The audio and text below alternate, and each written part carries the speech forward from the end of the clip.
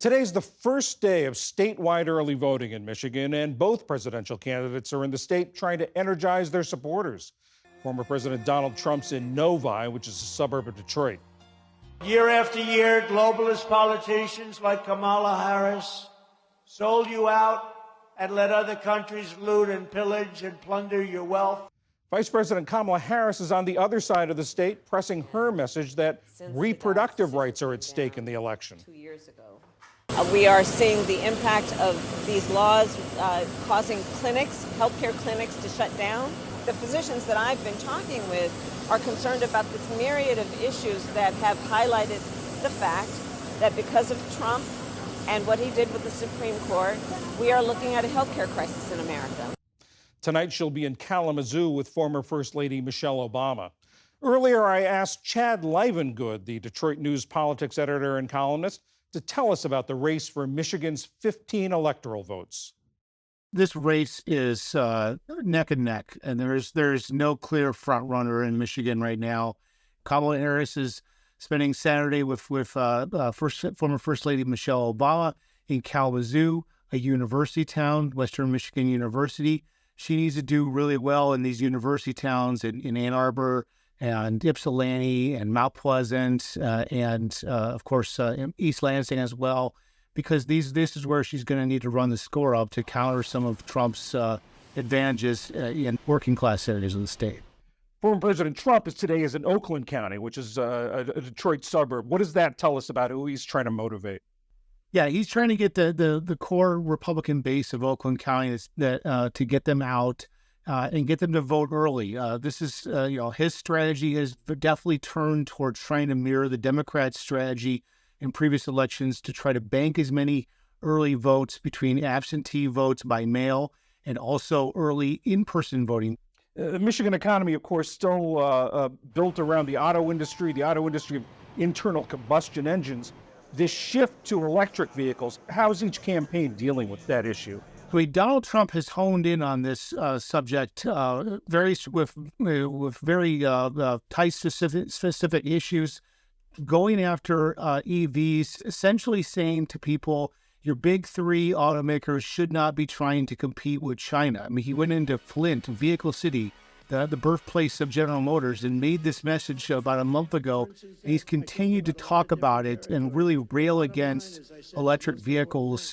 And Kamala Harris is trying to basically counter and say, hey, look, we want to compete with China. And if we want to compete with China in the automotive industry, we have to make electric vehicles. Another distinctive feature about Michigan politics is the large Arab American population, sort of concentrated around Detroit.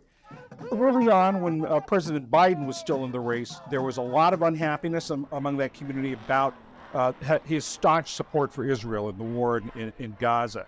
Now that Harris is in the race, how has that community approached her? What are they thinking about Harris? That unhappiness has not eased, and it has maybe even grown more frustrated as the war in Gaza has dragged on. And now Israel has been bombing in Lebanon, and there's a large Lebanese population, particularly in Wayne County, Dearborn Heights, Hamtramck, that are furious. And so this is the real big jump ball, I think, for Democrats, and maybe even the crisis. They don't really quite know how big it will be. There are some leaders in the community, like the mayors of Hamtramck and Dearborn Heights, who have endorsed Trump. And just yesterday, the mayor of Dearborn came out and said he can't vote for either one of them.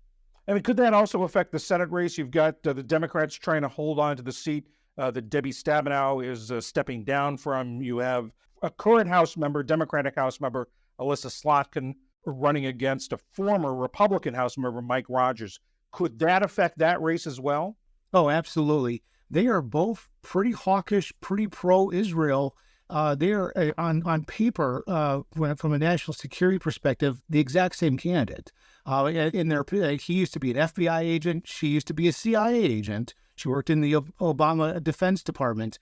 Now, whether she gets penalized by the Arab and Muslim voters of the state for it is kind of what is sort of the big unknown right now.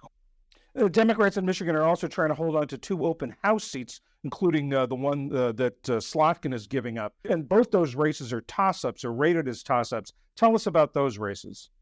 This is a seat race between Tom Barrett, the Republican who lost to Slotkin by 3 or 4 points 2 years ago, and Curtis Hertel Jr., who is a Democrat and longtime politician in Michigan. And this is a race that's neck and neck. It's another race where the electric vehicle transition is definitely on the ballot.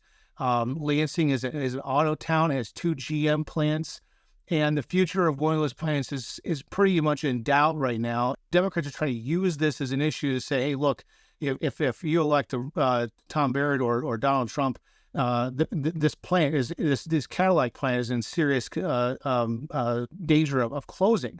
And then over to the east of there is the 8th congressional district, and that's the seat long held by Dan Kildee. This is a seat where they've got a Democratic state senator, Kristen McDonald-Rivet, running against a Republican entrepreneur, Paul Young. This is also a seat that's neck and neck, and they're also out there battling over the EV transition. And the messaging that you're seeing from Trump to Young on down is, if we continue to transition to EVs, all these little plants that make components for gas engines and transmissions are going to go by the wayside. And so it's going to be a real big test about that messaging really motivates voters to go pull the lever for the Republicans.